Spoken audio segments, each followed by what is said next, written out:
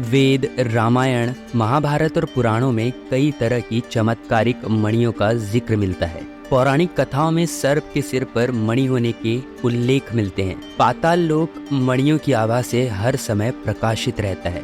सभी तरह की मणियों पर सर्पराज वासुकी का अधिकार है। मणि एक प्रकार का चमकता हुआ पत्थर होता है। मणि को हीरे की श्रेणी में रखा जा सकता है। मणि होती थी, यह भी अपने आप में एक रहस्य है। जिसके पास भी मणि होती थी वह कुछ भी कर सकता था। ज्ञात हो कि अश्वत्थामा के पास मणि थी, जिसके बल पर वह शक्तिशाली और अमर हो गया था। रावण ने कुबेर से चंद्रकांत नाम की मणि छीन ली थी। मान्यता है कि मणियां कई प्रकार की होती थी। तो आज हम इस वीडियो के माध्यम से बताएंगे कि कौन कौन सी मणियां होती है। तो चलिए शुरू करते हैं। मणियों के महत्व के कारण ही तो भारत के एक राज्य का नाम मणिपुर है। शरीर में स्थित 7 चक्रों में से एक मणिपुर चक्र भी होता है। मणि से संबंधित कई कहानी और कथाएं समाज में प्रचलित है। इसके अलावा पौराणिक ग्रंथों में भी मणि के किस्से भरे पड़े हैं। मणियों को सामान्य हीरे से कहीं ज्यादा मूल्यवान माना जाता है। जैनियों में मणिभद्र नाम से एक महापुरुष हुए। ऐसा माना जाता है कि चिंतामणि को स्वयं ब्रह्मा जी धारण करते हैं, रुद्रमणि को भगवान शंकर धारण करते हैं और कौस्तुभ मणि को भगवान विष्णु धारण करते हैं। इसी तरह और भी कई मणियां हैं जिनके चमत्कारों का उल्लेख पुराणों में है। तो आइए जानते हैं प्रमुख 10 मणियों के बारे में। पहली है पारस मणि। पारस मणि का जिक्र पौराणिक और लोक कथाओं में खूब मिलता है। इसके हजारों किस्से और कहानियां समाज में प्रचलित है। कई लोग यह भी दावा करते हैं कि हमने पारस मणि देखी है। मध्य प्रदेश के पन्ना जिले में जहां हीरे की खदान है, वहां से 70 किलोमीटर दूर दनवारा गांव के एक कुएं में रात को रोशनी दिखाई देती है। लोगों का मानना है कि कुएं में पारस मणि है। पारस मणि की प्रसिद्धि और लोगों में इसके होने को लेकर इतना विश्वास है कि भारत में कई ऐसे स्थान हैं जो पारस के नाम से जाने जाते हैं। पारस मणि की खासियत। पारस मणि से लोहे की किसी भी चीज को छुआ देने से वह सोने की बन जाती थी। इससे लोहा काटा भी जा सकता है। कहते हैं कि कौओं को इसकी पहचान होती है और यह हिमालय के आसपास ही पाई जाती है। हिमालय के साधु संत ही जानते हैं कि पारस मणि को कैसे ढूंढा जाए, क्योंकि वे ये जानते हैं कि कैसे कौओं को ढूंढने के लिए मजबूर किया जाए। दूसरी है नीलमणि।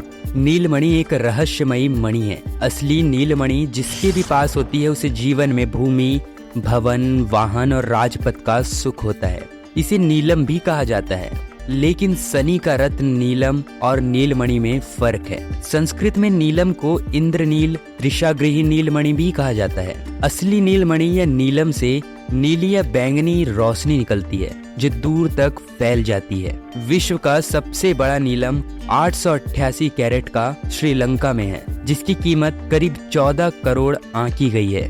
भारत में नीलमणि पर्वत भी है। भारत के जम्मू कश्मीर राज्य में नीलम पाया जाता है। कहते हैं कि नेपाल के पशुपतिनाथ मंदिर में असली नीलमणि रखी हुई है। हालांकि इसमें कितनी सच्चाई है कि नीलम का लाभ होता है या नहीं, यह दावे से नहीं कहा जा सकता। तीसरी है नागमणि। नागमणि को भगवान शेषनाग धारण करते हैं। भारतीय पौराणिक और लोक कथाओं में नागमणि के किस्से आम लोगों के बीच प्रचलित है। नागमणि सिर्फ नागों के पास ही होती है। नाग इसे अपने पास इसीलिए रखते हैं ताकि उसकी रोशनी के आसपास इकट्ठे हो गए कीड़े मकोड़ों को वह खाते रहें। हालांकि इसके अलावा भी नागों द्वारा मणि को रखने के और भी कारण हैं। नागमणि का रहस्य आज भी अनसुलझा हुआ है। आम जनता में यह बात प्रचलित है कि कई लोगों ने ऐसे नाग देखे हैं जिसके सिर पर मणि थी। हालांकि पुराणों में मणिधर नाग के कई किस्से हैं। भगवान श्री कृष्ण का भी इसी तरह के एक नाग से सामना हुआ था। छत्तीसगढ़ी साहित्य और लोक कथाओं में नाग, नागमणि और नाग कन्या की कथाएं मिलती है। मनुज नागमणि के माध्यम से जल में उतरते हैं। नागमणि की यह विशेषता है कि जल उसे मार्ग देता है। इसके बाद साहसी मनुज महल में प्रस्थित होकर नाग को परास्त कर नाग कन्या प्राप्त करता है। नागमणि के बारे में कहा जाता है कि यह जिसके पास भी होती है उसकी किस्मत बदल जाती है। कहते हैं कि नागमणि में अलौकिक शक्तियां होती है। उसकी चमक के आगे हीरा भी फीका पड़ जाता है। मान्यता अनुसार नागमणि जिसके भी पास होती है उसमें भी अलौकिक शक्तियां आ जाती है और वह आदमी भी दौलतमंद हो जाता है। मणि का होना उसी तरह है जिस तरह की अलादीन का चिराग होना। हालांकि इसमें कितनी सच्चाई है यह कोई नहीं जानता। अगली है कौस्तुभ मणि। कौस्तुभ मणि को भगवान विष्णु धारण करते हैं। कौस्तुभ मणि की उत्पत्ति समुद्र मंथन के दौरान हुई थी। पुराणों के अनुसार यह मणि समुद्र मंथन के समय प्राप्त 14 मूल्यवान रत्नों में से एक थी। यह बहुत ही कांतिमान मणि है। यह मणि जहाँ भी होती है वहाँ किसी भी प्रकार की दैवीय आपदा नहीं होती। यह मणि हर तरह के संकटों से रक्षा करती है। माना जाता है कि समुद्र के तल या पाताल में आज भी यह मणि पाई जाती है। चंद्रकांता मणि। भारत में चंद्रकांता मणि के नाम पर अब उसका उपरत्न ही मिलता है। इस मणि को धारण करने से भाग्य में वृद्धि होती है और किसी भी प्रकार की गंभीर दुर्घटनाओं से बचा जा सकता है। इससे वैवाहिक जीवन भी सुखमय व्यतीत होता है। चंद्रकांता मणि का उपरत्न पारदर्शी जल की तरह साफ सुथरा होता है। यह चंद्रमा से संबंधित रत्न होता है। माना जाता है कि असली चंद्रकांता मणि जिसके भी पास होती है उसका जीवन किसी चमत्कार की तरह पलट जाता है। कहने का मतलब उसका भाग्य अचानक बदल जाता है। इस मणि की तरह ही उसका जीवन भी चमकने लगता है। उसकी हर तरह की इच्छाएं पूर्ण होने लगती है। कहते हैं कि झारखंड के बैजनाथ मंदिर में चंद्रकांता मणि है। धन कुबेर की राजधानी अलकापुरी से राक्षस राज रावण द्वारा यहाँ पर यह मणि जड़ित की गई थी। सुश्रुत संहिता में चंद्र किरणों का उपचार के रूप में उल्लेख मिलता है, जिनमें प्रमुख है अद्भुत चंद्रकांत मणि का उल्लेख। इस मणि की एक प्रमुख विशेषता होती है कि इसे चंद्र किरणों की उपस्थिति में रखने पर इससे जल टपकने लगता है। इस जल में कई अद्भुत औषधीय गुण होते हैं। अगली है श्यमंतक मणि।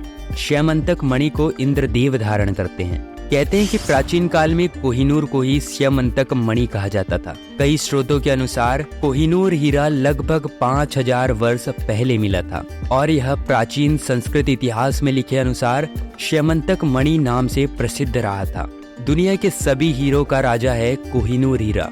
यह बहुत काल तक भारत के क्षत्रिय शासकों के पास रहा, फिर यह मुगलों के हाथ लगा। इसके बाद अंग्रेजों ने इसे हासिल किया और यह हीरा अब ब्रिटेन के म्यूजियम में रखा हुआ है। हालांकि इसमें कितनी सच्चाई है कि कोहिनूर हीरा ही श्यमंतक मणि है, यह शोध का विषय हो सकता है। यह एक चमत्कारिक मणि है। भगवान श्री कृष्ण को इस मणि के लिए युद्ध करना पड़ा था। उन्होंने मणि के लिए नहीं बल्कि खुद पर लगे मणि चोरी के आरोप को असिद्ध करने के लिए जाम्बवंत से युद्ध करना पड़ा था। दरअसल यह मणि भगवान श्री कृष्ण की पत्नी सत्यभामा के पिता सत्राजीत के पास थी और उन्हें यह मणि भगवान सूर्य ने दी थी। सत्राजीत ने यह मणि अपने देवघर में रखी थी। वहां से वह मणि पहनकर उनका भाई प्रसेनजीत आखेट के लिए चला गया। जंगल में उसे और उसके घोड़े को एक सिंह ने मार दिया और मणि अपने पास रख ली। सिंह के पास मणि देखकर जामवंत जी ने सिंह को मारकर मणि उससे ले ली और उस मणि को लेकर वे अपनी गुफा में चले गए, जहां उन्होंने इसको खिलौने के रूप में अपने पुत्र को दे दी। इधर सत्राजीत ने श्री कृष्ण पर आरोप लगा दिया कि यह मणि उन्होंने चुराई है। तब भगवान श्री कृष्ण को यह मणि हासिल करने के लिए जामवंत जी से युद्ध करना पड़ा। बाद में जामवंत जी जब युद्ध में हारने लगे तब उन्होंने अपने प्रभु श्री राम को पुकारा और उनकी पुकार सुनकर श्री कृष्ण को अपने राम स्वरूप में आना पड़ा। तब जामवंत जी ने समर्पण कर अपनी भूल स्वीकारी और उन्होंने मणि भी दी और श्री कृष्ण से निवेदन किया कि आप मेरी पुत्री जाम्बवंती से विवाह करें। जाम्बवंती कृष्ण के संयोग से महाप्रतापी पुत्र का जन्म हुआ, जिसका नाम सांब रखा गया। इस सांब के कारण ही श्री कृष्ण कुल का नाश हो गया था। श्री कृष्ण ने कहा कि कोई ब्रह्मचारी और संयमी व्यक्ति ही इस मणि को धरोहर के रूप में रखने का अधिकारी है। अतः श्री कृष्ण ने वह मणि अक्रूर जी को दे दी। उन्होंने कहा कि अक्रूर, इसे तुम ही अपने पास रखो। तुम जैसे पूर्ण संयमी के पास रहने में ही इस दिव्य मणि की शोभा है। श्री कृष्ण की विनम्रता देखकर अक्रूर नतमस्तक हो उठे। अगली है स्फटिक मणि। स्फटिक मणि सफेद रंग की चमकदार होती है। यह आसानी से मिल जाती है, फिर भी इसके असली होने की जांच कर ली जानी चाहिए। स्फटिक मणि की अंगूठी भी होती है। अधिकतर लोग स्फटिक की माला धारण करते हैं। हालांकि स्फटिक को धारण करने के लिए अपने कुछ खास नियम होते हैं, अन्यथा यह नुकसानदायक भी सिद्ध हो सकती है। इसको धारण करने से सुख, शांति, धैर्य, धन, संपत्ति, रूप, बल, वीर, यश, तेज व बुद्धि की प्राप्ति होती है तथा इसकी माला पर किसी मंत्र को जप करने से वह मंत्र शीघ्र ही सिद्ध हो जाता है। स्फटिक मणि के कई चमत्कारों का वर्णन ज्योतिषियों के ग्रंथों में मिलता है। लाजावर्त मणि, इस मणि का रंग मयूर की गर्दन की भांति नील श्याम वर्ण के स्वर्णिम छींटों से युक्त होता है। यह मणि भी प्रायः कम ही पाई जाती है। लाजावर्त मणि को धारण करने से बल, बुद्धि एवं यश की वृद्धि होती ही है। माना जाता है कि इसे विधिवत रूप से मंगलवार के दिन धारण करने से भूत, प्रेत, पिशाच, दैत्य, सर्प आदि का भी भय नहीं रहता। उल्लुक मणि, उल्लुक मणि के बारे में ऐसी कहावत है कि यह मणि उल्लू पक्षी के घोंसले में पाई जाती है। हालांकि अभी तक इसे किसी ने देखा नहीं है। माना जाता है कि इसका रंग मटमैला होता है। यह किंवदंती है कि किसी अंधे व्यक्ति को यदि घोर अंधकार में ले जाकर दीप प्रज्वलित कर उसकी आंख से इस मणि को लगा दें तो उसे दिखाई देने लगता है। दरअसल यह नेत्र ज्योति बढ़ाने में लाभदायक है। तो बस यही थी कुछ महत्वपूर्ण मणियाँ। आपका मणियों के बारे में क्या ख्याल है, प्लीज कमेंट सेक्शन में जरूर बताएं। और अगर आपको वीडियो पसंद आई हो तो वीडियो को जरूर लाइक करें और चैनल को भी सब्सक्राइब करें। मिलते हैं एक और नए वीडियो के साथ, तब तक के लिए बी सेफ। जय हिंद, धन्यवाद।